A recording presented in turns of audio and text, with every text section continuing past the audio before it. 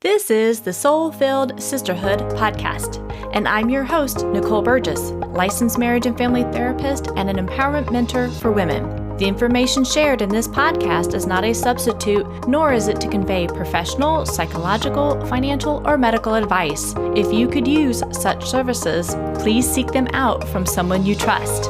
Now here is today's episode. Episode 112. Before we dive into today's episode, if you are liking what you're hearing on the Soul-Filled Sisterhood podcast, I encourage you to go out to iTunes and leave me either a star rating and/or go in there and put in an actual review itself. It helps with the algorithms, which then helps promote the podcast for other women to find it when they're searching in iTunes. Hey sisters, just a quick note about today's episode. There is some sound distortions in certain spots. I did my best to try and edit those things out, but unfortunately I think there are still some that are in there. So apologies for that, but the content is worth listening to. Thank you again for your support. Now here is today's episode.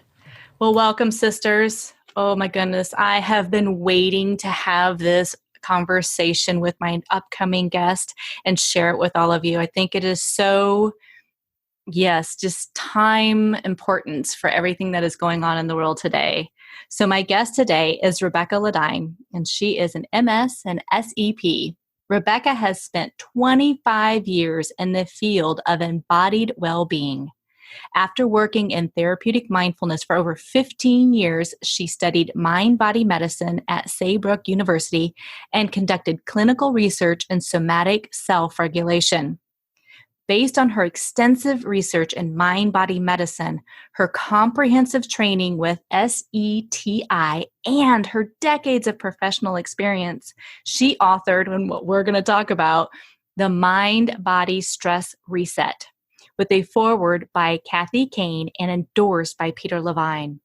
As a member of the U.S. Association for Body Psychotherapy, a researcher, mind-body skills educator, and author, Rebecca has supported thousands of people in increasing their mind-body wellness.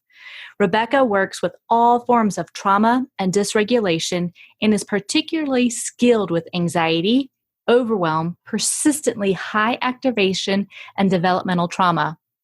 Before working as an SEP, she spent 10 years as the owner, director, and lead teacher for a large wellness center, then facilitated groups at a world-renowned Spirit Rock Meditation Center, while also traveling to worldwide destinations, teaching workshops, and retreats. In addition to her book, she has recorded several wellness CDs, appears on the radio and YouTube, and offers workshops internationally. She's in private practice in the San Francisco Bay Area and meets with clients online from all over the globe. She lives with her husband and 2 daughters and a puppy dog. And I'm going to share her website and everything else at the end of the show, ladies. But Rebecca, I just want to say thank you so much for being on today.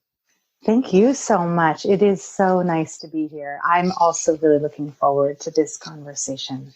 And I don't think we can have this soon enough, talk about it enough, or anything with everything that continues to go on in our world today. So before we dive into some of these questions I have for you, share a little bit with my ladies who are listening. What really got you into this type of work? Well, it's a great question. I found somatic work because I went through my own challenges. I was experiencing what we could call a midlife crisis or persistent dysregulation. Maybe we could call it prolonged postpartum anxiety. All of those are the same thing for me in my experience. And I was turning to the tools I had been using for years, which were yoga, mindfulness meditation, and being a psychotherapeutic client. It happened that at this time in my life, those methods weren't helping me. Instead of helping to alleviate my stress and anxiety, it was getting worse. And I needed some help. And I began to explore somatic therapy, first as a client, and then as a student, and then as a researcher. So I really found this through my own dark night of the soul, so to speak, and have seen it change the lives of so many people that are in a similar way experiencing new kinds of dysregulation that aren't being reached through what we could call more cognitive or more kind of head-based modalities. Yes, I was nodding my head that you can't see. I was like, Yeah. Very true.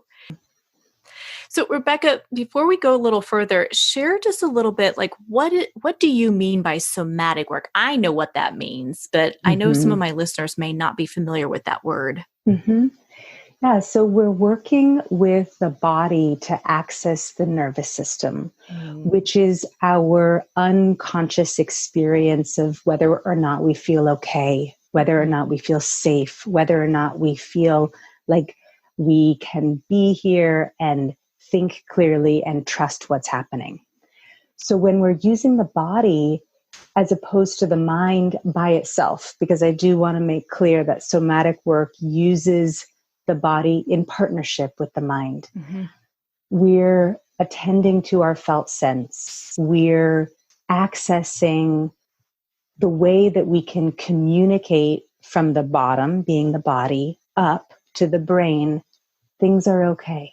Things are safe enough. You can rest enough. You can let yourself be present here and perceive reality as it is. Because when we're not safe in our nervous system, when we're not grounded in that okay or okay enough sense, we're not really even perceiving reality. So we're relying perhaps on cognitive data, so to speak, that's actually inaccurate. So if you're a person who experiences a lot of mental stress, but you notice, there's some body stress that goes along with that, somatic work might be something that could really benefit you. So for the women out there who are working from home and they're doing online school with their children and they're trying to run a household and they're in a partnership and, they've just got a couple things going on in their life, they may notice a little bit of stress hanging out in that body of theirs.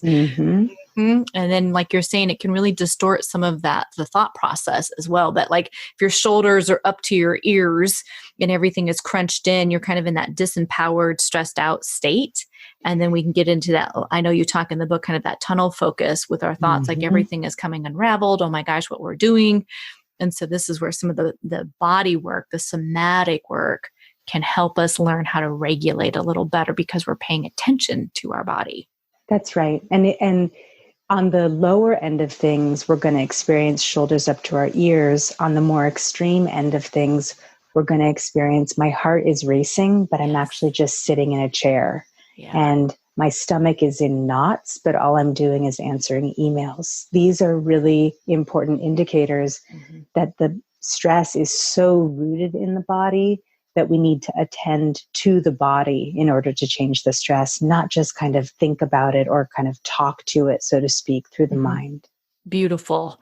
In the beginning part of your book, you were sharing quite a bit of your own experience of like meditation and why meditation wasn't working for you. And I know for some of my listeners who've been following my show for a long time, I talk quite a bit about mindfulness. I talk quite a bit about meditation. But sometimes there's some indicators that are saying it may not be the thing for you in that moment or maybe for the next few months in a sense. So could you share a little bit about like maybe what are some indicators, like just sitting still, trying to do meditation may not be really conducive to helping you regulate yourself? Yes, absolutely. So this is such an important question because the first thing we need to do is distinguish between mindfulness and meditation. Yes. Okay. So if we are using mindfulness as an awareness practice to notice our state of being, to notice what's happening around us, to notice the people in our lives that are talking to us at that moment, for example, those are and continue to be really helpful self-regulatory practices. So I'm never suggesting be less aware, so to speak. However, if we're talking about meditation and we're talking about asking ourselves to sit, and the meditation instructions that were most common in the lineage I practiced in and studied in was to sit and observe and to just allow it to be there. We weren't trying to change our experience. That's a beautiful instruction when things are generally okay. It's also a beautiful instruction when the thing that's not okay comes and then goes. And those are both really important things I want to draw all of our listeners' attention to. If you're a person for whom sitting and being with your experience feels good, feels soothing, that you notice, yes, something difficult arises, but then it passes and I can be at ease after it passes, I say meditate all that you want. I don't want to turn anyone away from that wonderful practice if it's helping. And now let's look at the other side. There are people for whom they sit and they notice what's happening. And instead of it coming and going, it comes and stays. Instead of it coming and going, it comes and intensifies. And what happens then is we're sitting and noticing with a lot of mindful awareness the experience of our anxiety multiplying and increasing in our body and increasing in our mind. And I've witnessed myself having panic attacks with a lot of mindful awareness. And let me tell you, it's not helpful. And I've seen this happen to other people. I've seen this happen to students in my classes. And I've also seen it happen in large halls with, the best of the best teachers sitting at the helm, leading us, and people really having experiences that were not helpful for their well-being. So I really feel like it's time where, Mindful Revolution, I think that was 2 years ago on Time magazine cover. I'm so pleased, along with everyone else, that we're becoming a more awake and present and mindful culture. But I think we need to name that there are times when observing our experience is contraindicated. And I want to add one more thing, because before I was saying, in general, mindfulness is, generally good to witness my experience, to notice what's happening pretty much always. But even that has some caveats, which is that if I'm not sitting in meditation, but I'm present moment experience walking around my house, if I'm present moment experience trying to answer emails for work, present moment experience having a conversation with someone who's even a friend, and I feel as if I'm being threatened, I feel anxious, uneasy, or I feel shut down, dissociated, disconnected, those are all really strong indicators that there's something going on strong enough in the body system that I need to understand more about that situation, not bring mindful awareness to it, but actually pull my attention away from what's feeling quote unquote wrong or bad and start to turn my attention toward what's okay right now. And so one of the other instructions of mindfulness that can be so powerful is, notice without preference. Notice without preference what's happening, like the sky of the mind, watch all the clouds equally. However, if I've got 18 clouds in the mind that are kind of seeming like the big bad wolf, and 2 that are seeming like, maybe it's like actually a little bit okay here, and I'm noticing them all equally, this negative bias is going to crowd out my positive experience.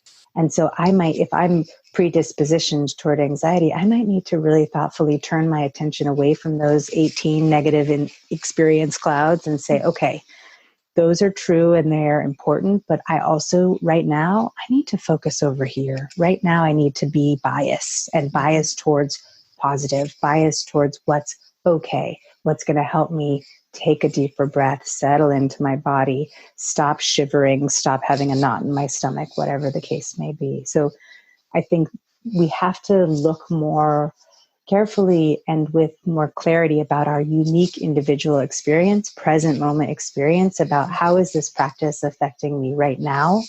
Is it the right medicine for this moment? I don't want to throw the whole thing out. So please, nobody mistake that I'm saying it's generally bad, but let's be really careful, especially if you're a person who experiences extreme dysregulation. Let's be careful and say, is this the right thing for right now?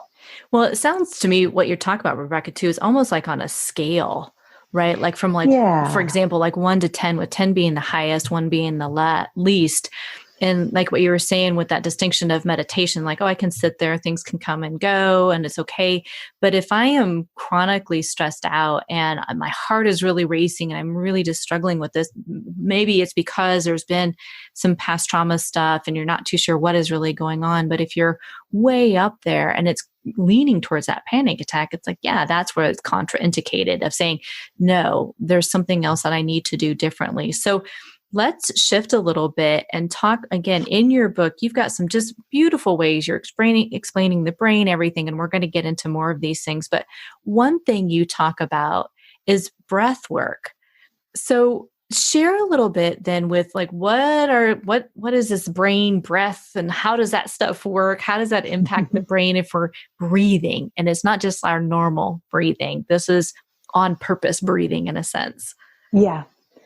So every time we breathe in, we increase our heart rate a little bit and increase our alertness and readiness, so to speak, a little bit. Mm-hmm. And every time we breathe out, we slow our heart rate and increase our settling and our ease a little bit.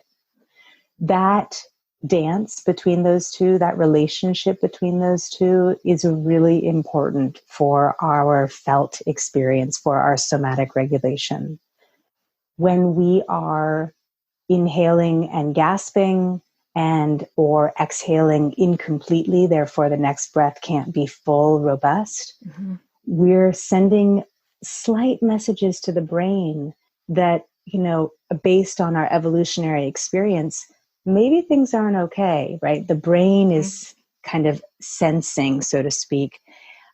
This body system here seems to be moving into a threat response breathing style. Does that mean there are some threats in the vicinity, right? So I'm communicating to my stress brain to kind of wake up and become alert and scan. When my stress brain does wake up and become alert, it's very good at finding things that are wrong. So yes, it is. even if there isn't that much that's wrong right now, once I've awakened my stress brain with my erratic breathing, I'm going to find it.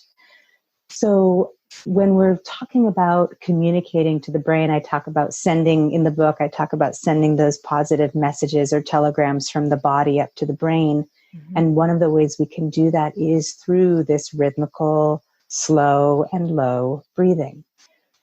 So I think that's what I would say, just to answer your question, is yes, we can communicate to our stress brain either to turn on and start its scanning for danger, mm-hmm. or we can communicate things are okay. We can stay in the prefrontal cortex. We can stay in our perceptive, empathetic, relating brain and continue with what's happening right now.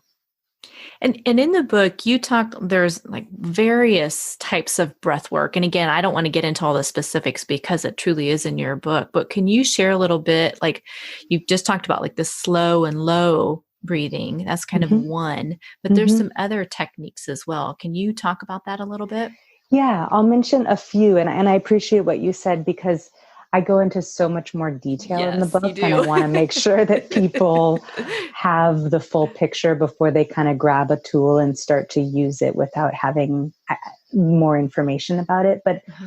I like to think of this kind of regulating breathing as being something we can do when things are okay, right? Mm-hmm. We can communicate with our body-mind system. There's this time now, I can easily breathe in fully and easily breathe out fully, which many, many studies show actually can reset the baseline of functioning in our nervous system. Because if I'm going through most of my days gasping mm-hmm. and or incompletely breathing, my body-mind system thinks I'm kind of under threat most of the time. So when I'm going to sleep at night, I can do a few minutes. I'm all about a little bit here and a little bit there. A few minutes of this slow and low breathing as this one option. I could do this while I'm driving to work in the morning. When we did drive to work in the morning, that is. I can do this while I'm cooking, while I'm watching television. It's available anytime.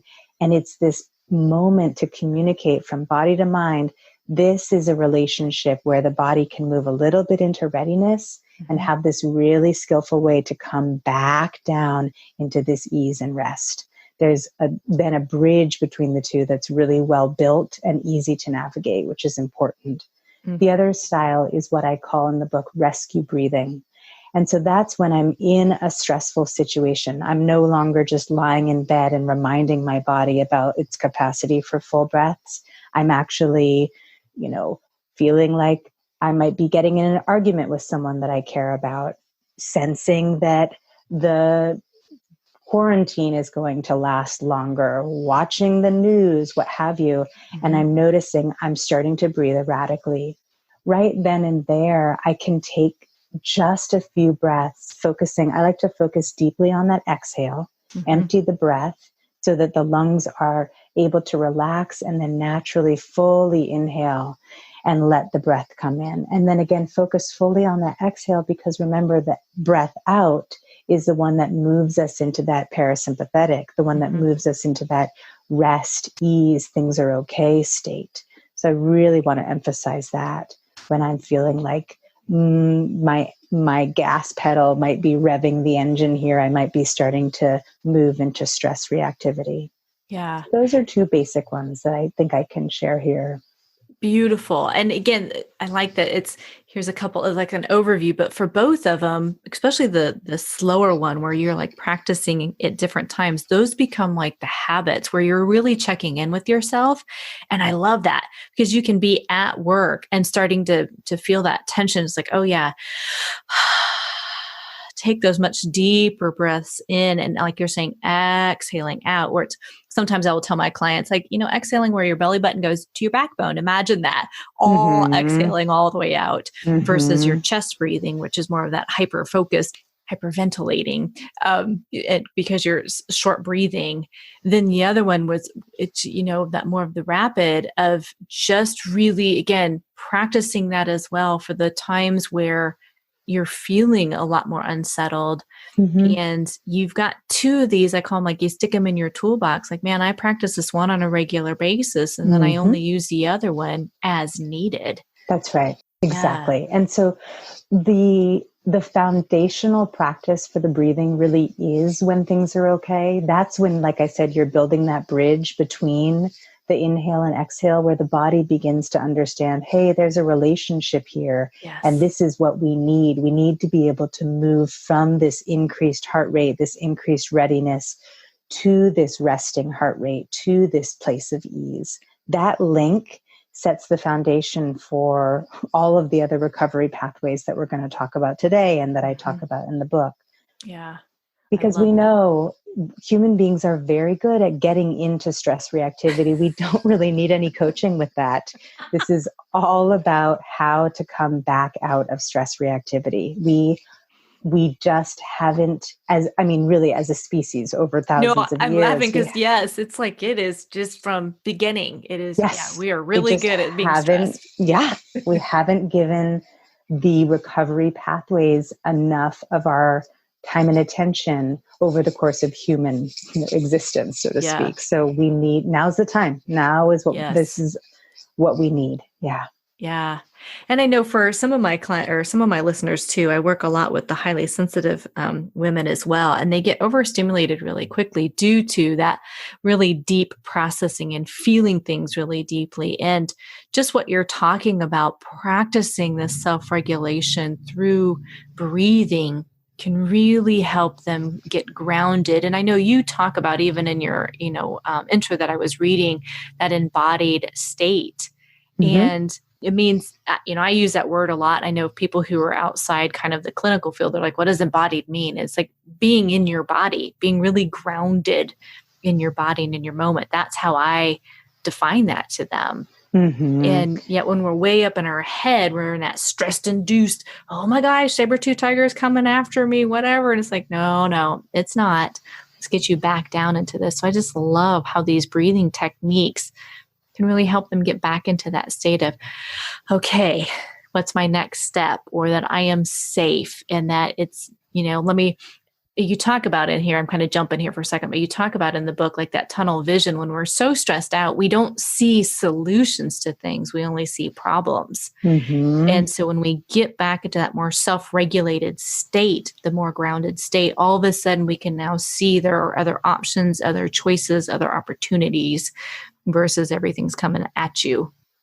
Yeah. What I find is so important to remember is that if my body is in a fear state, it's actually evolutionarily designed to tune out anything that doesn't feel like it validates my concern of fear.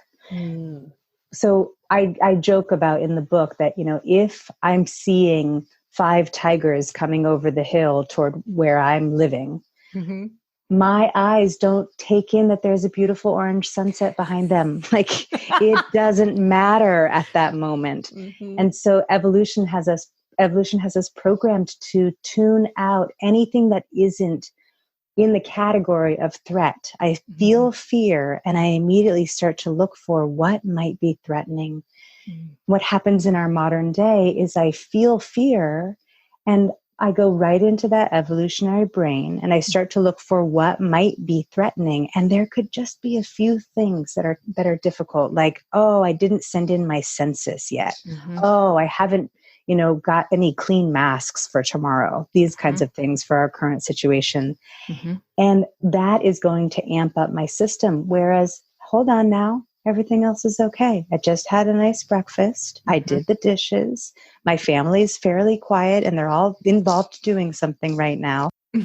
All of those things they don't even exist to me if I'm in stress reactivity. So the simple practice of using something like the breath and the other tools in the book are about how can I come back from that place so that I can see what is okay, what is going to increase my well-being and self-regulation rather than decrease it. And if I, like you said, the scale of 1 to 10, really well said, is something I write about in the book and use as a basis for when to apply which tools. And, so from 0 to, I say 4.5, we can use more cognitive tools. I can say, you know what? It's okay that I forgot the 3 other things that I was going to do as I was out running errands today. I'll get to it tomorrow or next week when I go out again. If I'm in a 5 to 10 range, talking myself through it isn't going to help necessarily because my body's already inflamed. My body's already in the reactivity and it's doing all it can to actually convince me. It's well-meaning, but it's trying to convince me it's actually really not okay that you forgot those things. And these are the reasons it's not okay. And as I'm thinking those things, I'm feeling more and more stressed. And it becomes this sensation of, it's really true. The sky really is falling. I really shouldn't have and can't have forgotten those things. And it feeds back. It's this negative feedback loop where my body inflames my mind, then my mind inflames my body, and around it goes. Yes, it does. It's a never-ending little loop, the hamster on the wheel, as I like to say. Yeah. Yes. So we need to work with these things. It's so important for us.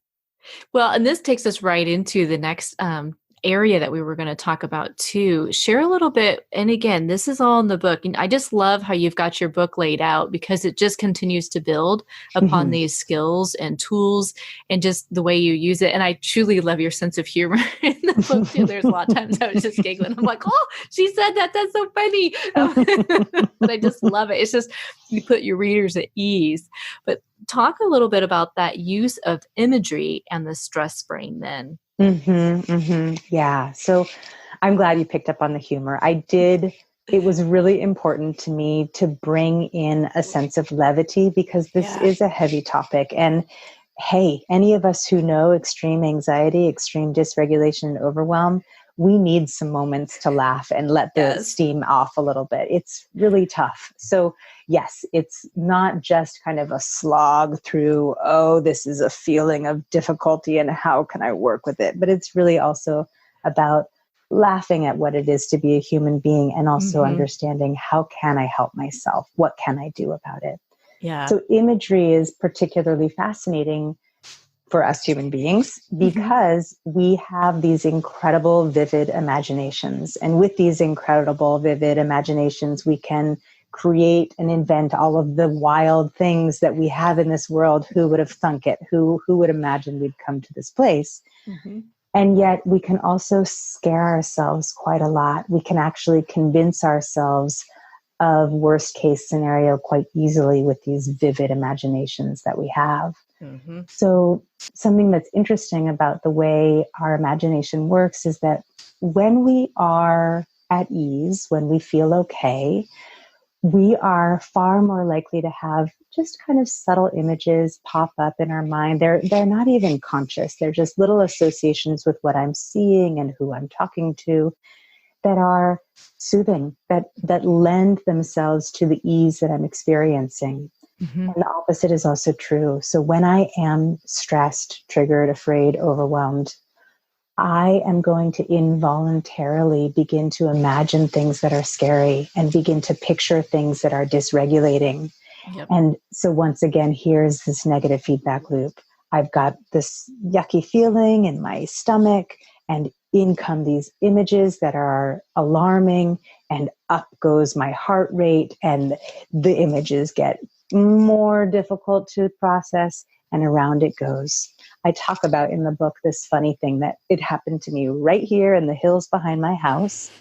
I was going for a hike, which I do a couple of times a week, and it was hot and dry summer season. And as I was walking, a rather large snake crossed the path. And my heart rate shot up and the adrenaline was pumping. And I thought, am I going to run away? Am I going to wait for it to pass? What am I going to do? Okay, it passed, and I breathe, look at the sky, feel your feet, all of these wonderful tools that are in the book to help bring myself back to this sense of okayness. And then I'm walking along, and not kidding, another snake. Same reactivity, but this time it's kind of more because my brain is starting to imagine, what if there are going to be snakes around every turn? Like, what's going to happen now in the hills behind my house? So I had a more difficult time coming back from it. And then I went for a hike the next week, and I really was aware that it took effort. I had to consciously see, this is a stick on the ground. It's not a snake. And I had to reprogram my eyes, so to speak. Instead of identifying every moving piece of dirt on the pathway as a snake, I needed to recognize, no, that's a moving piece of dirt on the pathway. And as I started to see, actually, it's beautiful today. Actually, I'm safe. Actually, there's nothing slithering nearby. My body regulated again. So this is really part of what I'm talking about in the book, body to brain, brain to body. But this is what was so fascinating is then 2 months later, so I have many successful hikes without imagining any snakes. I'm out and about having a good time. And 2 months later, I'm listening to the news and I'm walking along, and this was a particularly difficult news cycle. And I'm feeling my heart rate, and I'm feeling my gasping breath, and I'm feeling a knot in my stomach. And I started to recognize that once again, the sticks looked like snakes, and it didn't have anything to do with my environment. It was because my emotional disposition was telling me something's wrong here. And the thing that was wrong was the national news, but my brain went into its automatic scanning. Something must be wrong right here in my environment. So in a situation like we're in now with a pandemic surrounding us, it's really likely that we're going to recognize something must be wrong here. If it's not the pandemic affecting your listeners, it's the economic downturn, it's this difficult political environment, it's the racial injustice that we're facing and really taking an important look at. So there's a lot for the brain to grab onto and think there's something wrong here. And it's really valuable if we can look around and recognize, I feel that starting in my body. And instead of trying to talk myself out of it, I actually want to feel my way out of it. I actually want to use my body as a way to soothe and ease what's happening in my body. Ooh, I love that. Say just a touch more about that. Like, so if they're feeling like that constriction and they're not out, I was laughing a little bit on your hike because I have experienced something very similar to you. And I'm just like, oh my gosh, that brings back memories. Mhm. But it's that a lot of that self-talk and looking and like, no, that really is a stick. It's not a snake. So Mhm. for all the things that are going on, especially for my highly sensitive folks, I mean, Mhm. I've talked about sometimes not getting on social media for a little bit, not watching the news all the time Mhm. to help regulate your system too. But Mhm. when they're feeling that constriction or just so much of it, so there's the breathing techniques, but share a little bit more like what can they do to get more of the positive imagery to kind of Mhm. get them back into their body in a different way or feel it, but not get stuck in that Yeah. fear. Yes, it's so important. And I'll put myself right in that highly sensitive category as Mhm. well. And I like to, say, I'm very awake. I'm very awake and Mhm. alert to what's happening around me and in me. And it's a positive quality. But when there's a lot of difficult news, a lot of challenging things to process, it can be hard. Our system can tip too far. So here I use an image of scales, right? So if we Yeah. have on one side of the scale, these old fashioned scales, a basket on each side. And that basket on the difficult side is just weighed down. And the basket on the ease, okay, well being, resilience side is light as a feather. We're going to keep falling into this disposition where our body's inflamed and our mind is convinced that really the worst is coming. So, what we need to do is even the scales. And we do that by the tools in the book, but I'll mention them briefly. It's like I said with the clouds in the sky, it's looking for what's okay here. It's Mhm. actually giving ourselves a moment not to pay attention to the difficult, acknowledge that it's there, but don't give it our focus, Mhm. and tune into what's okay right now. What can I see? What can I hear? What Mhm. can I feel? That is also here. I use the word a lot in my book, and also, because I'm not about Yes. negating, I'm not about pretending. It's just, and also, my feet feel rooted. And Yes. also, there's a nice breeze today. And also, I feel supported by my dear friend, those kinds of things. So that's one thing that we can do is we need to kind of let our mind, okay, yes, all those hard things are true and important, but I'm not going to let them have all my attention right now. I'm going to place some of my attention on things that are regulating. And I want to say this is really important so that I can be of Yes. service again, so that I can engage again. If I think, well, I'm not being a thoughtful citizen or an engaged citizen if I don't acknowledge all the difficult things, yes, we're not tuning it out and pretending. But if we become so overwhelmed that we're incapacitated by them, Mhm. we still can't be an engaged citizen. We Yes. need to even those scales so that we can go back out there and do our good work and make our good contributions. So Love that's one it. thing. But I also want to talk about this incredible thing of imagery, just to circle back to your question. When we are anxious, our brain pulls up images from the past. Like I said, these Mhm. difficult images will flash, but they're actually kind of in a translucent state when we first pull them up. Okay.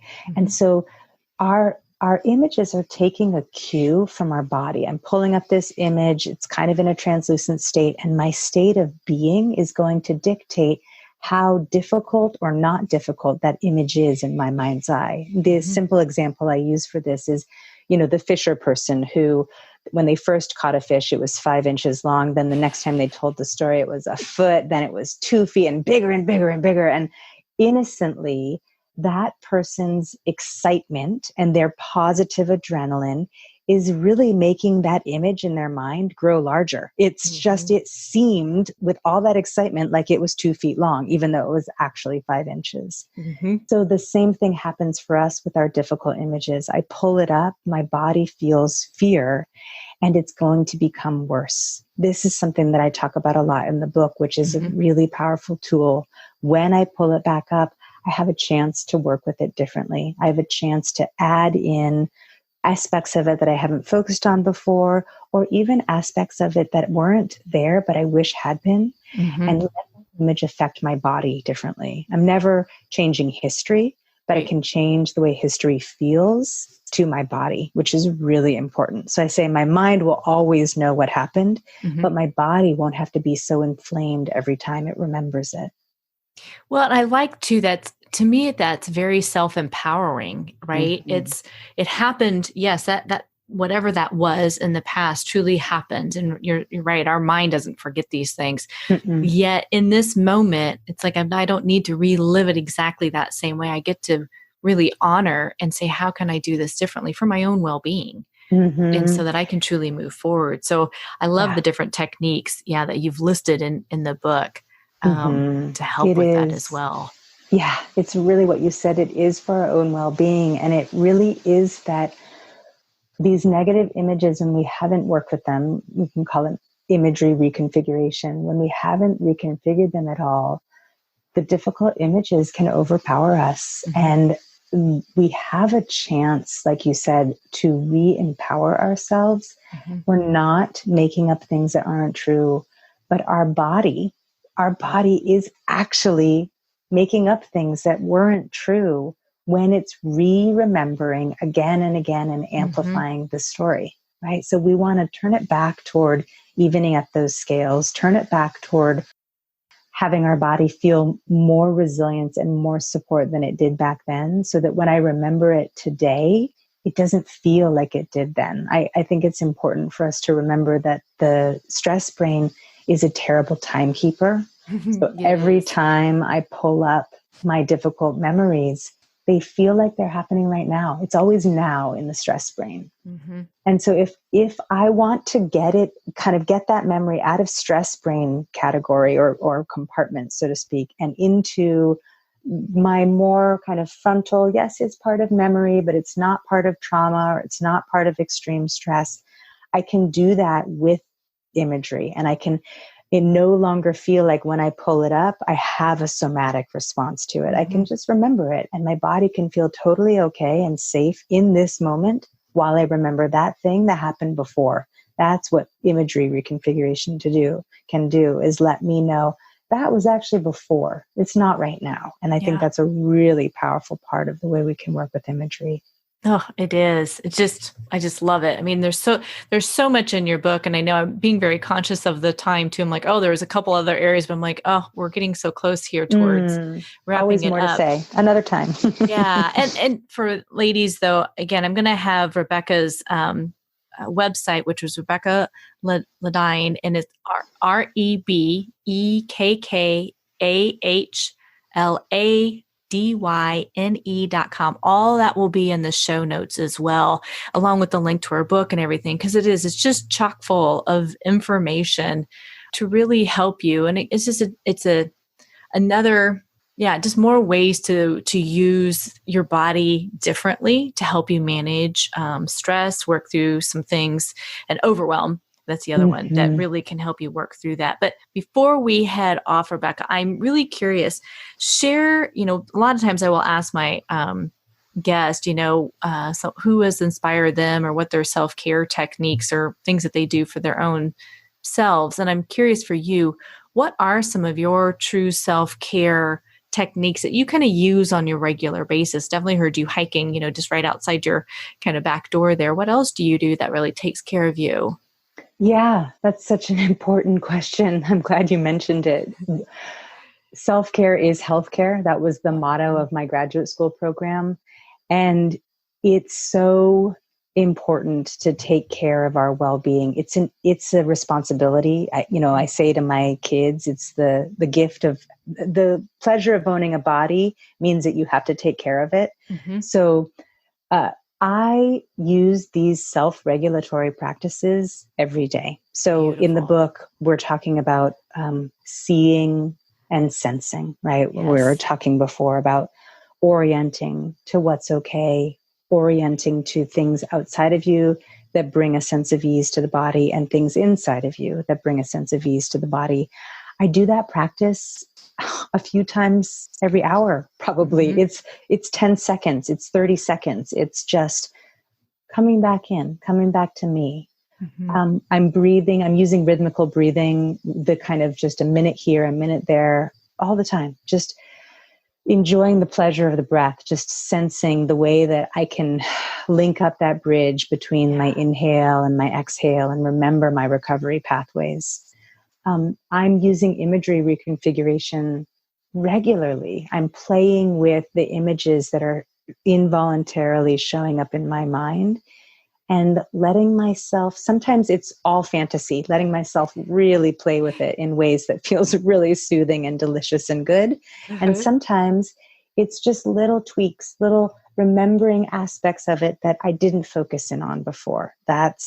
Those are all really powerful. And then of course, I need to move my body. I need to, in the book, I have a whole chapter on stretches and movements that soothe the vagus nerve. Yep. So I'm making sure that I am moving my body in these ways that are going to take care of this important vagus nerve, which is this parasympathetic system that's going to slow me down. It's this braking system that's going to help me return to ease.